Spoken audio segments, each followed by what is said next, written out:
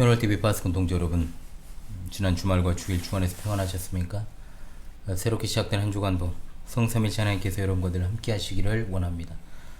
이번 주에도 변함없이 하나님 말씀 중심의 삶을 살아가시기를 원하오며, 현우리와 함께하는 올해 21번째 구원의 여정 출발하도록 하겠습니다. 2025년 21주차 하나님의 말씀은 누가복음 5장 20절의 말씀이 되겠습니다. 자, 함께 외워봅시다. 예수께서 그들의 믿음을 보시고 이르시되 이 사람아 내 죄사함을 받았느니라 하시니. 누가복음 5장 20절 말씀. 아멘. 다시 한번 해봅시다. 예수께서 그들의 믿음을 보시고 이르시되 이 사람아 내 죄사함을 받았느니라 하시니. 누가복음 5장 20절 말씀. 아멘. 중풍병자를 고치신 예수님이라는 제목의 이번 주 하나님 말씀 해설을 진행하겠습니다. 먼저 본문을 낭독하고 이번 주 말씀 해설을 진행하도록 하죠. 누가복음 5장 17절로 26절의 말씀이 되겠습니다. 누가복음 5장 17절로 26절의 말씀입니다. 하루는 가르치실 때 갈릴리의 각 마을과 유대와 예루살렘에서 온 바리새인과 율법 교사들이 앉았는데 병을 고치는 주의 능력이 예수와 함께하더라. 한 중풍병자를 사람들이 침상에 메고 와서 예수 앞에 들여놓고자 하였으나 무리 때문에 메고 들어갈 길을 얻지 못한지라. 지붕에 올라가 기와를 벗기고 병자를 침상째 무리 가운데로 예수 앞에 달아내리니 예수께서 그들의 믿음을 보시고 이르시되 이 사람아 내 죄 사함을 받았느니라 하시니. 서기관과 바리새인들이 생각하여 이르되 이 신성 모독하는 자가 누구냐? 오직 하나님 외에 누가 등이 죄를 사하겠느냐? 예수께서 그 생각을 하시고 대답하여 이르시되 너희 마음에 무슨 생각을 하느냐? 내 죄 사함을 받았느니라 하는 말과 일어나 걸어가라 하는 말이 어느 것이 쉽겠느냐? 그러나 인자가 땅에서 죄를 사하는 권세가 있는 줄을 너희로 알게 하리라 하시고 중풍병자에게 말씀하시되 내가 내게 이르노니 일어나 내 침상을 가지고 집으로 가라 하시매 그 사람이 그들 앞에서 곧 일어나 그 누웠던 것을 가지고 하나님께 영광을 돌리며 자기 집으로 돌아가니 모든 사람이 놀라 하나님께 영광을 돌리며 심히 두려워하여 이르되 오늘 우리가 놀라운 일을 보았다 하니라. 아멘.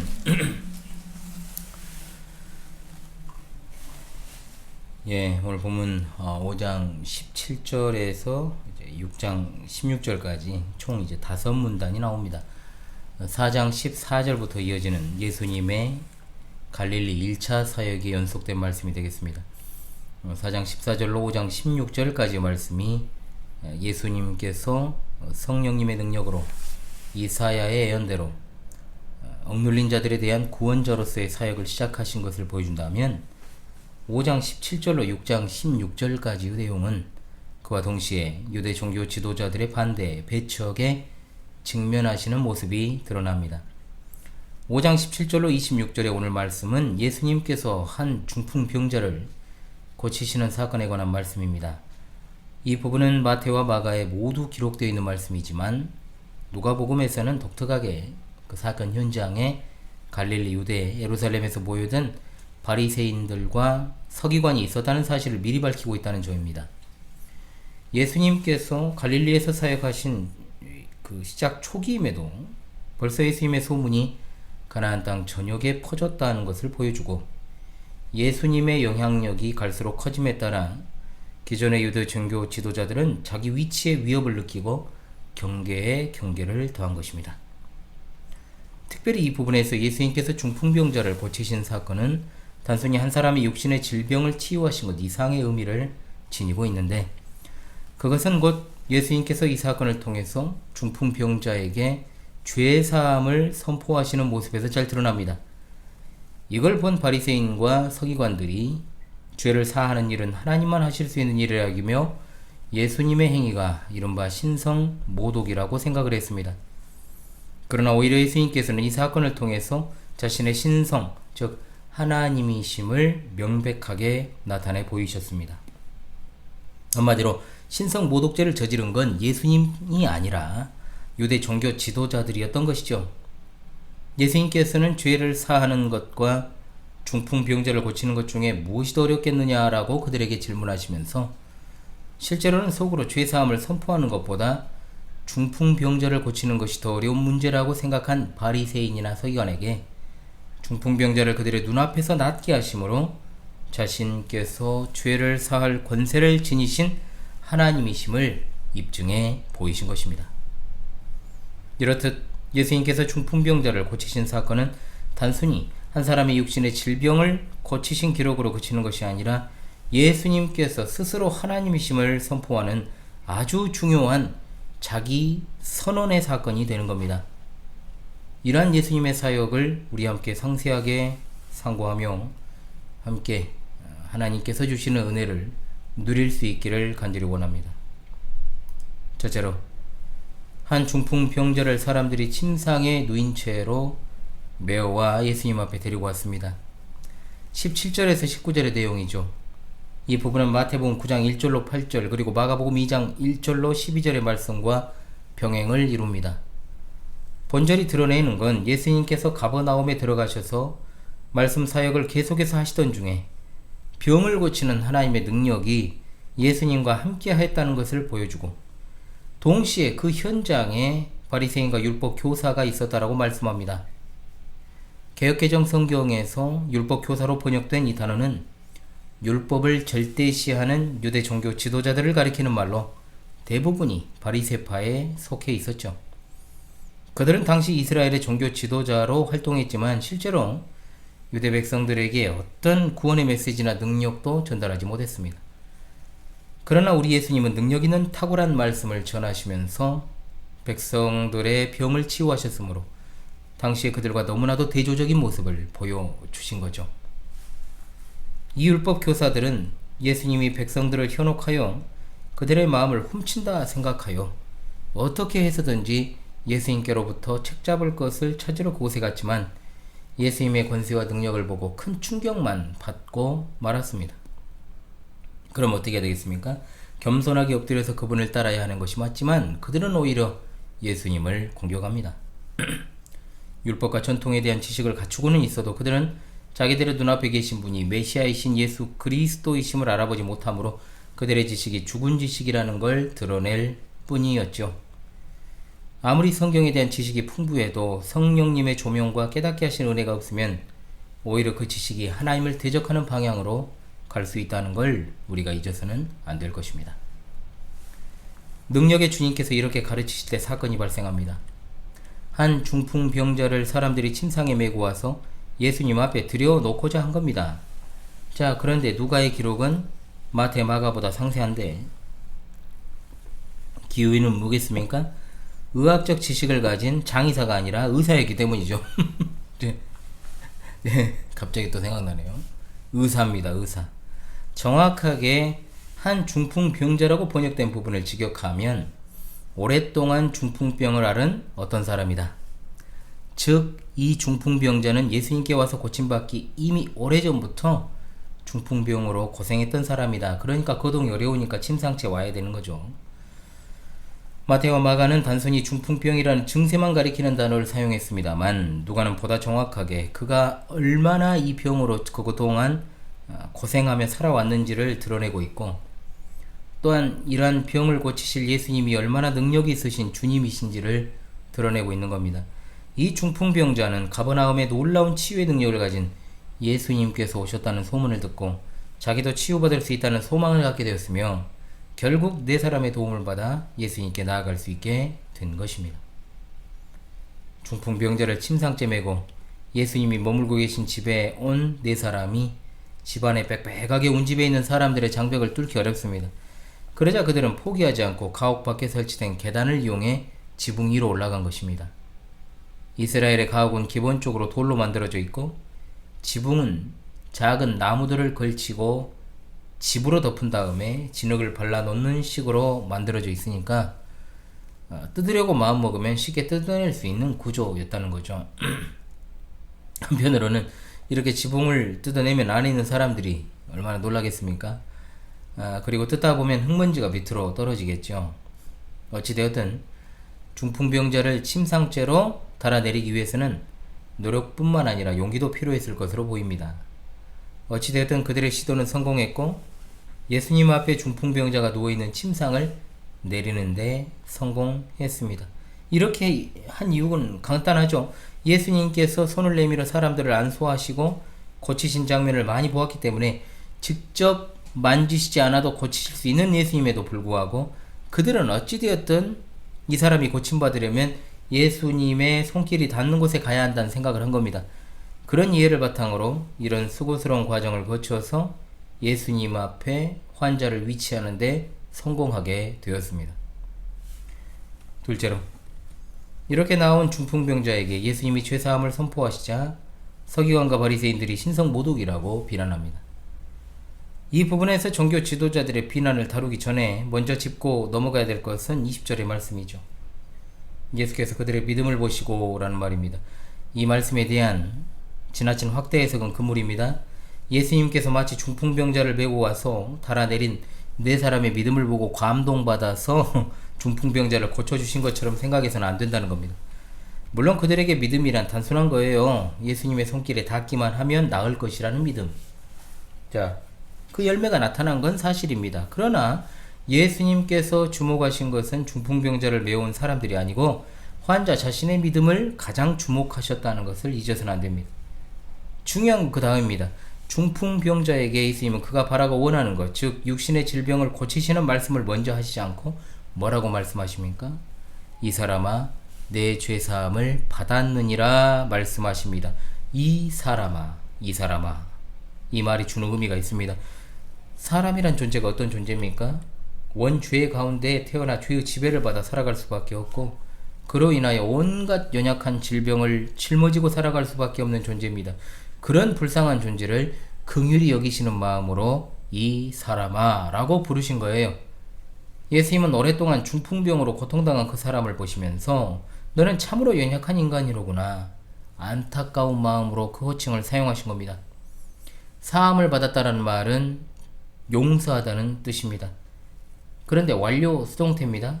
즉 이미 용서되었고 그 죄 용서의 결과 지금은 정결한 자가 되었다는 뜻입니다. 왜 예수님께서 병 고침보다 그 병자의 죄를 먼저 사해 주셨을까요? 여기는 아주 중요한 우리 신앙의 원리 그리고 기도의 원리까지 들어있으며 병을 대하는 성도의 자세 또한 어떠해야 하는가까지도 알 수 있습니다. 먼저는 질병의 고침보다 죄를 해결하는 것이 더 우선되어야 한다. 예수님께서 이 사람아, 이 불쌍하고 연약한 사람아 라고 부른 이유에 대해서 말씀드렸습니다. 이 중풍병자가 악한 죄를 저질러 그 병에 걸렸는지 여부는 우리가 알 수 없습니다. 그러나 질병이라고 하는 것은 원래 처음 창조된 인간에게는 없던 것입니다. 질병은 바로 죄의 결과로 인류에게 들어온 것이므로 죄의 해결이 없이 질병의 해결도 없다는 사실은 분명합니다. 그래서 예수님은 중풍병자의 병을 치유하시기 전에 가장 먼저 그 질병의 근원이 되는 죄의 문제를 드러내신 거죠. 그 다음으로는 예수님은 죄사함의 권세와 자격이 있는 분이라는 겁니다. 원래 죄사함은 하나님만 하실 수 있습니다. 그것을 예수님이 하신 건 예수님이 곧 하나님과 동일 본질의 존재이심, 즉 하나님이시라는 사실을 분명하게 보여주는 자기 선언인 것입니다. 그렇습니다.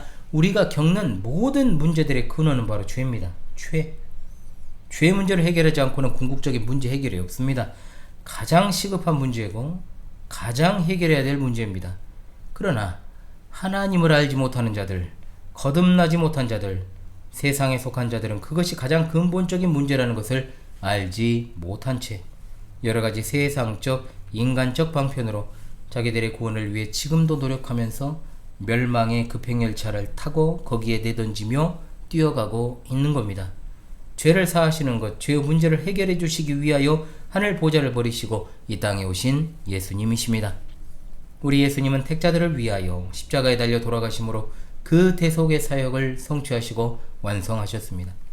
그러므로 죄사함의 선포는 만대의 교회에 속할 하나님의 택자들의 죄사함을 선포하신 장면이다라고 말할 수 있게 되는 거죠.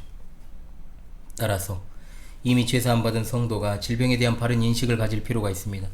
이미 말씀드렸습니다. 성도가 당하는 고통들, 질병들 그 모두가 우리가 범한 특정한 죄로 인한 건 아니지만 때로는 하나님께서 성도들의 죄를 깨닫게 하시기 위해 병을 사용하시기도 하지요. 그래서 큰 병이나 질병에 걸려서 자신의 죄를 회개하는 계기가 되게 하기도 하시고 하나님의 뜻을 깨닫게 하는 은혜의 방편이 되게 하시기도 합니다. 즉 성도에게는 질병도 하나님께서 섭리하시는 은혜의 방편이 될 수 있다는 겁니다. 그러므로 우리가 고통당할 때 낫기를 바라고 기도하는 것도 중요하지만 무엇보다 기도의 우선순위는 무엇입니까? 이를 통한 하나님의 뜻을 깨닫게 되는 것임을 잊지 마시기를 바랍니다. 왜라고 말하기 전에 나는 하나님 앞에서 과연 어떠했는가? 이것을 생각해야 하고 빨리 고쳐주시옵소서라고 외치기 전에 나를 돌아보는 계기로 삼는 것이 중요하다는 뜻입니다. 자, 이런 예수님의 하나님 되심의 자기 선언에 대해서 그 자리에 와있던 서기관과 바리새인이 말로 내뱉은 것도 아니고 생각을 하고 있어요. 이 신성 모독하는 자가 누구냐? 오직 하나님 외에 누가 능히 죄를 사하겠느냐라고 말입니다.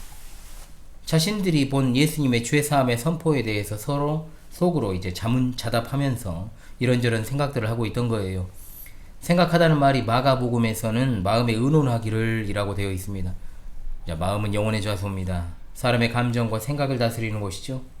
따라서 사람의 마음은 그 사람이 어떤 마음을 품느냐에 따라서 그가 어떤 사람인지를 보여줍니다.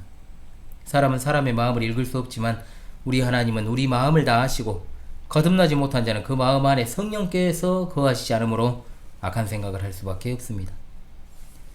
그런데 여기 있던 서기관과 바리새인들은 마음속으로 예수님이 신성모독을 자행하고 있다라고 생각하고 있었습니다. 그러나 분명히 예수님이 신성모독의 행위를 한 것이 아니라 바로 서기관과 바리새인들이 신성모독죄를 범하고 있는 거죠. 죄를 사할 권세와 자격을 갖추신 하나님이신 예수님을 비방하면서 그분이 신성모독하는 죄를 저지르고 있다라고 하고 있기 때문입니다. 그 안에 성령께서 거하시지 않는 자들의 생각이 되게 이렇습니다. 이들이 해야 할 일은 뭐냐?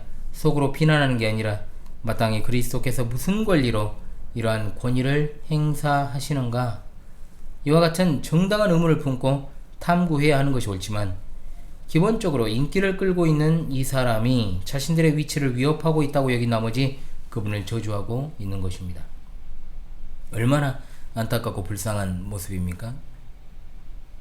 셋째로, 예수님께서는 중풍병자를 고치심으로 사죄의 선포가 실제적인 것임을 입증하고 계십니다. 우리 예수님은 하나님이십니다. 그러므로 그들의 생각을 하시고 대답하여 말씀하십니다. 너희 마음에 무슨 생각을 하느냐? 내 죄 사함을 받았느니라 하는 말과 일어나 걸어가라는 하는 말이 어느 것이 쉽겠느냐? 이 말씀이 의미하는 바를 잘 알아야 됩니다. 본질적으로 하나님만 죄를 사하실 수 있기 때문에 죄 사함이 더 어렵겠지만 본문의 맥락에서는 당장 검증될 수 없는 죄 사함 선포보다 검증이 수반되어야 하는 치유 선언이 더 어렵습니다. 생각해 보십시오. 일어나 걸어가라고 중풍병자에게 명령하시는 주님의 모습 속에서 그 말에 대해서는 눈앞에 보이는 결과가 있어야 한다는 걸 알게 되죠. 그런데 내 죄사함을 받았느니라는 말은 그 선언의 결과가 겉으로 드러나는 게 아닙니다. 그래서 서기관과 바리새인들의 의중을 파악하시고 하신 말씀이죠. 인간이란 그런 존재입니다. 여러분, 구원을 받았습니다 라는 것과 윤 목사의 키가 180으로 자라게 됩니다. 어느 것이 쉽습니까? 인간이 본성이 그래요. 그만큼 눈에 보이는 가시적인 것에 목매는 게 인간입니다. 그래서 거듭나지 못한 자들, 그 마음에 성령님께서 거하지 않은 자들은 눈에 보이는 것에 목을 매는 거죠. 그래서 교회에 소속되어 있으면서도 어떤 신비적인 특정한 체험이나 경험을 원하고 눈에 보이는 가시적인 기도 응답을 바라는 겁니다. 그러나 그런 모습은 여기 나오는 서기관과 바리새인들의 모습과 전혀 다르지 않습니다. 갈빈 선생은 그들이 우리의 영원한 구원의 기반을 다지는 그리스도의 모든 영적인 능력보다 외적인 표적을 보고 더 감명받는 짐승과 같은 자들이라고 일갈합니다. 이렇듯 짐승 같은 자들에게 예수님은 자신의 말씀을 그들의 이해 수준에서 맞춘 것입니다. 그리고 궁극적으로 죄사함의 선포는 하나님이 아니면 누구라도 할 수 없는 것이며 해서도 안 되는 어려운 선포임을 드러내시고 있지 않습니까? 자, 그러나 인자가 땅에서 죄를 사하는 권세가 있는 줄을 너희로 알게 하리라 하시고 중풍병자에게 말씀하시되 내가 내게 이르노니 일어나 내 침상을 가지고 집으로 가라 하시매 라고 하였습니다. 영적으로 무딘 자들은 예수님께서 자신께서 하나님과 동등된 존재요 또한 인간의 죄의 문제를 해결하러 오신 메시아이심을 강조했지만 알지를 못합니다. 인자라고 하신 이 단어가 복음서에 무려 82번이 나오는데 누가복음에서만 그 중에 25번이 나옵니다. 이 말은 뭐냐? 예수님께서 구약의 선지자들을 통해 예언하신 바로 메시아 그분이시다 라는 사실, 더불어서 완전한 인간으로 이 땅에 오셨음을 나타내는 단어입니다. 그러나 그 의미는 그것에 그치는 게 아닙니다. 예수님께서 마지막 때 천군 천사들과 함께 이 땅에 심판주로 오실 분을 가리키는 단어로 사용되었습니다. 인자는 바로 세상 사람들의 죄를 심판하시며 또한 그 죄를 용서하시는 분이시다 라는 겁니다. 당시 많은 이스라엘 사람들의 메시아에 대한 기대는 정치적인 것이요 현세적인 것이었습니다. 그러나 예수님께서는 하나님과 동등된 존재임을 나타내기 위하여 이 호칭을 쓰셨습니다. 다름 아니라 죄의 문제를 해결하시는 대속의 구주로, 그리고 세상을 심판하실 심판의 구주로 다시 오실 분이심을 드러낸 것입니다. 심판주로. 예수님께서 중풍병자를 향해 그의 죄가 사하여졌다 라고 말씀하신 목적은 1차적으로는 병을 고치시는 것이나 궁극적으로는 예수님이 바로 구약에 예언된 메시아요 종말론적 인자이심을 알리기 위함입니다. 특별히 여기서 예수님께서 땅에서라는 말씀을 언급합니다.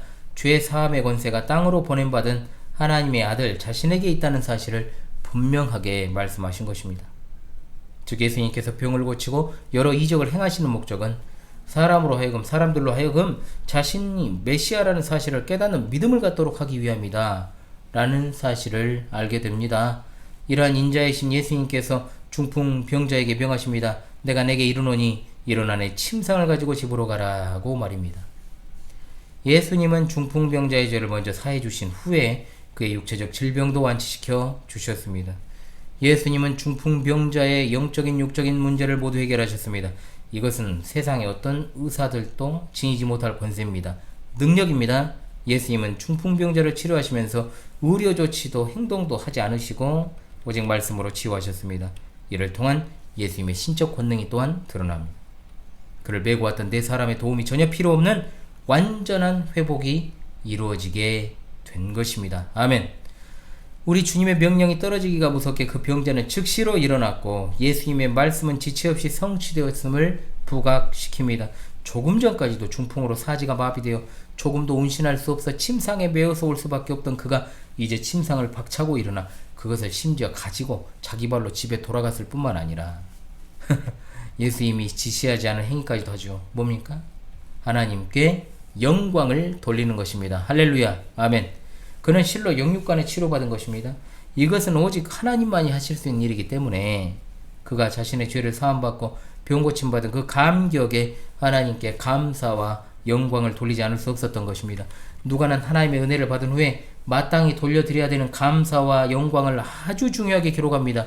우리 역시 하나님의 은혜 가운데 살아가는 것 자체를 잊지 않고 하나님께 늘 감사와 영광을 돌려야 될 줄로 믿습니다. 아멘. 마지막으로 오늘 말씀은 모든 사람이 그 일을 보고 놀라고 심히 두려워하여 하나님께 영광을 돌리는 모습으로 마무리됩니다. 이런 중풍병자를 고치신 예수님의 사역을 본 사람들은 제정신이 아닐 정도로 눈이 휘둥그레졌고, 고치신 예수님의 사역을 본 사람들 어떻습니까? 이 경악과 감탄으로 입을 다물지 못하고 두려워 떨고 있었다는 의미로 원문이 기록되어 있습니다. 그도 그럴 것이 그들이 언제 그런 장면을 봤겠습니까? 한편으로 생각해 볼 건 그들의 반응이 죄사함의 선포를 하실 때 나타났다면 더 좋았지 않았을까라는 겁니다. 우리 인간의 본성은 아까도 말씀드렸지만 눈에 보이는 것에 참으로 많이 의존하고 집착한다는 사실을 깨닫습니다. 물론 그렇게 해서 믿게 되면 그것도 은혜입니다만 우리가 주목해야 되는 것, 그리고 성도가 바르게 주목해야 되는 건 바로 예수님께서 죄사함의 권세를 가지고 이 땅에 육신으로 오셔서 모든 인류의 근원적인 문제, 죄 문제를 해결하러 오셨다는 겁니다. 주께 사랑하신 우리 파수꾼 동지들은 눈에 보이는 현상보다 영적으로 하나님의 영광이 나타나는 일에 주목하여 신앙생활을 바르게 하실 수 있기를 바라며 또한 그렇게 하고 계신 줄로 믿습니다. 그러면서 그들은 오늘 우리가 놀라운 일을 보았다. 놀라운 일이라 하면 이 뭔 말이냐? 상식에 어긋나 보이는 일이라는 겁니다. 또는 의외라는 뜻을 가진 단어입니다. 영어 패러독스의 어원이 되기도 했죠.